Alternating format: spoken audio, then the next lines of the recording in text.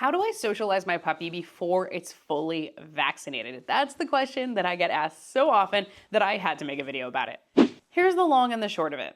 If you wait until your puppy is fully vaccinated at around 16 weeks old before socializing outside of the home, you miss their prime socialization window.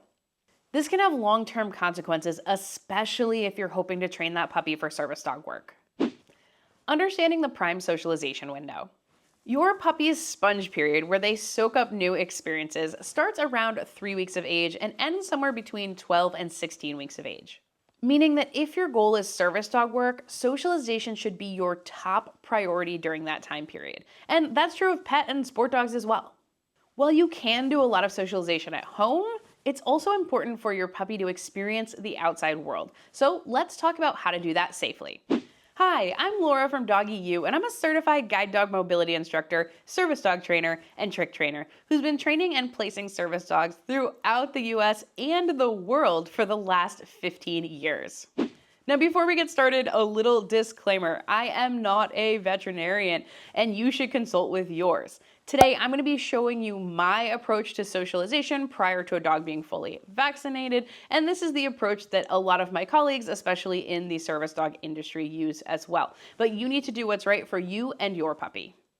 First, let's squash two common socialization myths. And the first is that socialization equals your puppy meeting lots of other dogs. In reality, socialization encompasses everything that your dog is going to experience during their lifetime in the environment. So that includes noises like cars outside or emergency sounds or the blender inside. Or it could mean underfootings, the textures that they need to walk over. Or different types of people, tall people, short people, children, people wearing hats, people wearing giant puffy coats. It also could be other types of animals like farm animals, or things like if you love to kayak or go on boats, exposing them to that. It's not just dogs. Dogs are a small component of the socialization experience for puppies. Now, myth number 2 is that socialization means interacting with all of these things. And that's just not the case.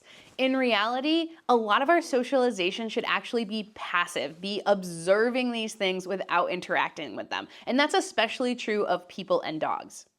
For example, letting your puppy greet every dog that they see on the street in the name of socialization can cause significant issues later on with things like frustration, leash reactivity, and just trying to drag up to every dog they see because they've been doing that throughout puppyhood. While some play and structured interactions is definitely beneficial, most of the socialization your puppy should be doing is passively observing other dogs and people walk by and just calmly existing in the world, especially for your service dog. So here's how I personally handle it. My puppy never greets other dogs on leash because they're never going to be able to do it as an adult, and I don't want to set that precedent. And instead, they greet off leash with a known dog that's good with puppies in a safe environment. Regarding humans and interactions with humans, they only interact with humans and greet humans in a training scenario, in a setup where both people understand what's happening so that I can make sure that my puppy has positive interactions with an appropriate person who isn't going to scare them, as well as practice good greeting behavior for my puppy. The result of that protocol is I now have a 6-month-old puppy who can walk by people and dogs and strollers without any fear because he's been socialized to them that they exist in the environment, and also without trying to drag or pull up to them because that's also something he's never practiced.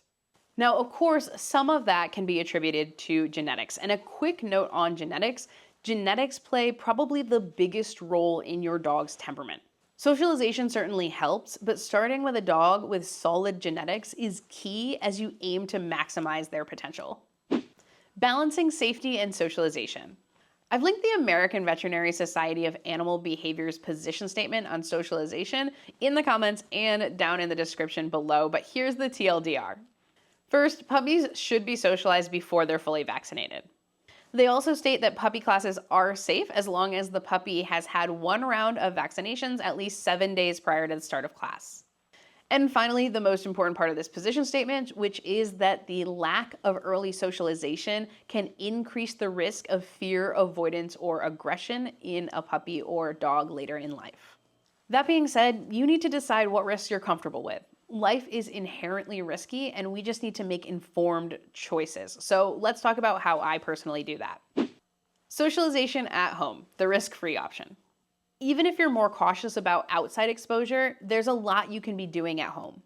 You can have them walk on different surfaces, so that could include a tarp in your backyard or pulling out some cookie tins for them to walk over or tin foil so they hear that metallic sound, or it could be having them walk over some unstable couch cushions to have them test their balance. You can also set them up obstacle courses, so having them go under a chair or under a coffee table, have them walk through your kids' little play tunnel, or even take a board and put it 1 to 2 inches off the ground and have them walk a plank just slightly off the ground. That'll help expose them to different things like tight spaces, which you will definitely need for service dog work. And finally, you can do sound exposure, starting at a really low level and increasing as your dog becomes comfortable. I like to pair it with something fun like play, and I'll play noises like fireworks or emergency vehicles, or even like vacuums or city noises, so they start getting used to all the noises they might hear out in the world. But if we stopped there, we'd be missing key experiences that help a puppy develop into a confident and well-adjusted adult. Now, before we talk about socialization outside of the home, I would love it if you could head on down and boop that like button. Doing so positively reinforces me for making these videos and lets me know that you want more of them. Safe, passive socialization outside of the home. Watching the world without interacting and then pairing that with something positive like their meal can help your puppy build confidence. Here's a couple ways that we can do that safely. First is from the back of a car. I like to take their meal and stuff it into a Kong or a Topple, and generally I'll freeze that to make it last a little bit longer, and then I'll take them out, pop the trunk, and have them eat that meal while they're watching the world around them.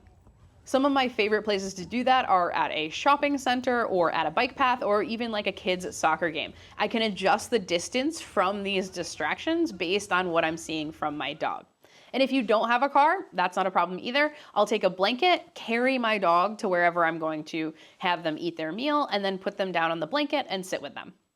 The second option that I used quite frequently with John Denver is the puppy stroller. And yes, you look a little bit silly, but you can accomplish quite a lot with it in a safe manner. Alternatively, you can carry the puppy or put it in a sling or something like that, but what the stroller allows for is you to give them something to chew on, like a bully stick within the stroller, and it allows them to move around a little bit as well.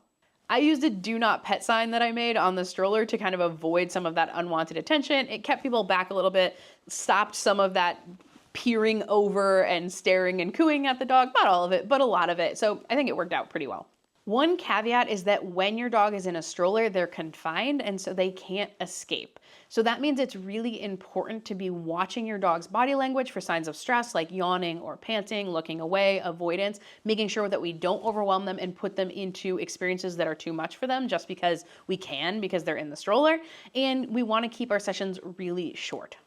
Now let's talk about how I handle active socialization, and that's puppies' feet on the ground in low-risk areas. First is puppy socialization classes, and I recommend that you start looking for and probably sign up for that class before your puppy even comes home, because the good ones are going to have a wait list. If you're going to a socialization class versus like a puppy manners class, we want to make sure that there is a balance between play and other structured activities. So that means that your puppy might play with other puppies for a few minutes, then they got called back to their handler, you practice body handling or basic sits and downs or lured behaviors, and then they go back out and play. And there's these breaks in play that encourage dogs to come back down if they're getting too highly aroused, which definitely can happen if you just have straight play for 45 minutes. Most puppies can't handle that, so we want a nice mix of play and structured activities. I also like socialization classes that have multiple areas for the dogs to play in, meaning that you can separate out those more exuberant dogs from those more shy dogs, making sure that every dog has a positive socialization experience. And it should be monitored by someone who really understands dog behavior and can help facilitate that experience for your puppy. You'll also want to ensure that the facility requires adult dogs to be vaccinated and properly disinfects the floors. Next is off-leash exploration or long line exploration for your puppy. To do this, I choose low traffic trails in the woods, but you can also do things like going to a local soccer field when there's no soccer being played to give them space to run around and explore. But what I really like about getting them into the woods, if possible, is that they have all of these little small challenges that can build their confidence. So walking over like small logs or climbing little piles of rocks, all of that, touching water with their feet, all of that can be great confidence boosters for a young puppy as they meet a small challenge and then overcome it. For John Denver, I chose a local nature trail that had low dog traffic, and I just used different parts of that same trail to be able to give him those experiences. Another place that I love to bring a young puppy once they can walk a little bit on leash is a dog-friendly store. And I actually have an entire video that goes over the different places that we can train that are dog-friendly. And I'll put that up here or in the description. I personally really like to go to craft stores because they tend to have low dog traffic, but at the same time, the dog gets a lot of new experiences, like seeing the different things like the flowers and mirrors and all of that, along with different people, shiny floors, all of that, but in a low risk environment. Feet on the ground is really important to me because socialization looks different from the ground when you're talking about a foot-high puppy versus up at chest level. So the dog needs to have experiences, young experiences, looking up at people, looking up at store shelves, being in like more confined aisles, those types of things, and see those things from the ground from a young age. Now let's talk about places that I absolutely avoid putting my puppy's feet on the ground, and one of them is the dog-friendly place that you would think of first, and that's the pet store. I do not put my dog on the ground, my puppy on the ground in a pet store because the risk is just too high, the traffic is too high. I ran in one time in the stroller, but I pretty much avoid that before 16 weeks of age. I also definitely avoid dog parks. I do not put my puppy's feet on the ground anywhere near a dog park.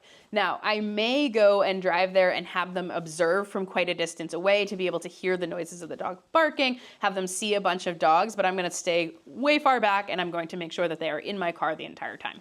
And finally, busy parks generally. I don't bring my young puppy and put their feet on the ground in any busy parks because again, generally high dog traffic, so risk is higher.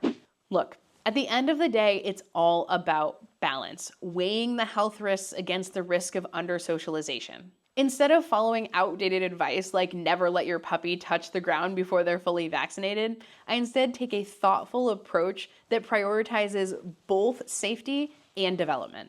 This strategy has worked for every puppy that I've raised, and I couldn't be happier with the results. So how do you handle puppy socialization? Do you do it differently than I do? Let me know down in the comments. And if you want to see my 9-week-old puppy's daily routine and how you can apply that to your puppy, check out this video next. You all have an awesome day and happy training.